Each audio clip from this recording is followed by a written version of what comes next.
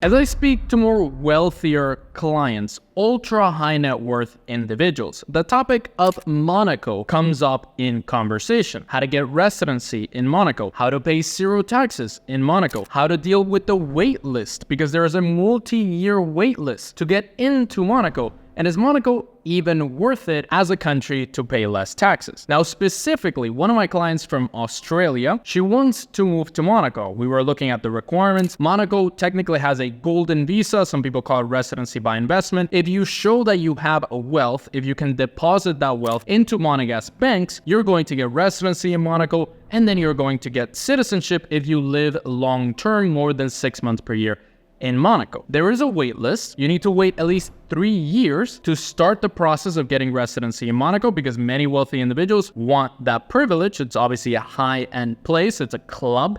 It's an elite club where you can get access to it, but you need to wait for that access. You first need to rent or buy an apartment. That rental is going to cost you at least 10,000 euros, 15,000 euros, 25, 30,000 euros in some cases. And if you want to buy, it's going to cost you multiple millions of dollars or euros. In this case, I would go with the rental. Let's say you find a nice little apartment for 10,000 euros per month. Then you need to show a deposit in the bank of more than 500,000 euros. Although most banks require you to show 1 million euros. Seems straightforward. 1 million euros, small apartment in Monaco. You wait the 3 years for that wait list, and then you show a ton of documents. They're going to do proper due diligence on you. And obviously for EU citizens, it's going to be way easier than it is for non-EU citizens. But everyone that is not from Monaco has to do a residency permit in Monaco to be able to live in Monaco. And it's very important because for French people, for example, you cannot just move to Monaco and not pay taxes. You still pay French taxes even if you live in Monaco. So it works for people from all over the world, specifically from Spain or other countries where you have wealth, you're paying more than 50% in tax and you want to move to Monaco, and you can deal with it being a very small place. Now, it's obviously important to note that Monaco is very small. Unless you have a super yacht, unless you have a helicopter, unless you want to drive to France or Italy every day, it's going to be a very relaxed place to live. I more recommend it if you're in your later years of your life where you've accumulated a nice amount of wealth. You don't want to pay wealth taxes. You don't want to be under some draconian government. In the case of Australia, you want to be in a place that leaves you alone with your wealth. You're willing to wait that time. 1 million in the bank isn't really much for you. Paying a high rental or buying a multiple $1,000,000 apartment or villa isn't that much to you, and you just want to be left alone. You don't care to get a second passport because getting a Monaco citizenship isn't really possible for most people unless you live there for a long time, 15, 20 years, and then you're welcomed by the royal family of Monaco. You need to be accepted by the royal family to then become a citizen, and your citizens around you need to accept you as a citizen of Monaco. If you don't really care about becoming a citizen of another country, you already have a pretty solid passport. You can get citizenship by investment in another country. If you are very wealthy and you want to make the Monaco process easier, you can always get Maltese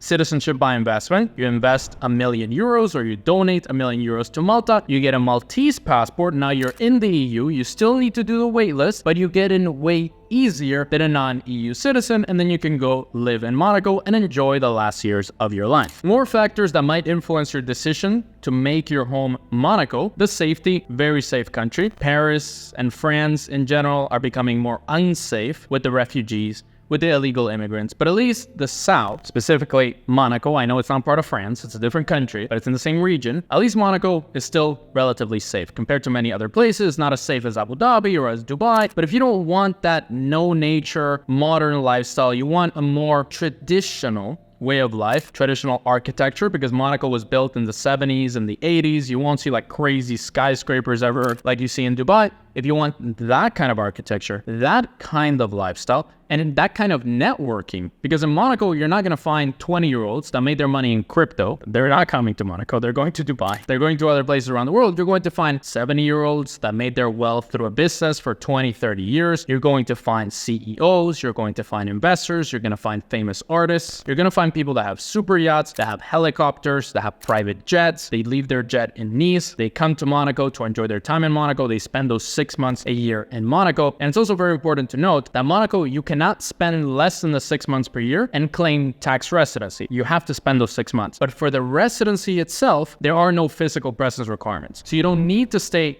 3 months per year in Monaco to maintain that residency, but you do need to stay the 6 months per year in order to maintain the tax residency. And about healthcare, because if you're going to Monaco and paying the price to be in Monaco, you'll obviously want good healthcare. It's one of the best healthcare systems in the world. As a fun fact, Monaco actually has the best infant mortality rate in the world at 1 infant per 1,000 live births. Just as a comparison, the United States is 6 infants per 1,000 live births. So technically, giving birth in Monaco is 6 times safer than it is to give birth in the United States, just to give you a little comparison. Obviously, living in Monaco comes with an extremely high cost of living, high cost of rent, high cost to get residency, but you get some perks out of that. Also, the great weather, more laid-back lifestyle is probably going to add a couple of years to your life. If, for example, in the United States, you live until 70 years old, in Monaco, you might live until 85. Or 90, just because you don't have that constant stress and the crime increasing and all the problems of the United States. The average life expectancy in Monaco is actually 90 years old. For females, it's 93.5, and for males, it's 85.6. So if you want to add on 15 years or 20 years to your life, and you have wealth, maybe move to Monaco. Now, to clarify about the taxes, obviously Monaco does not have any personal income tax, any capital gains taxes, any wealth taxes. They do have a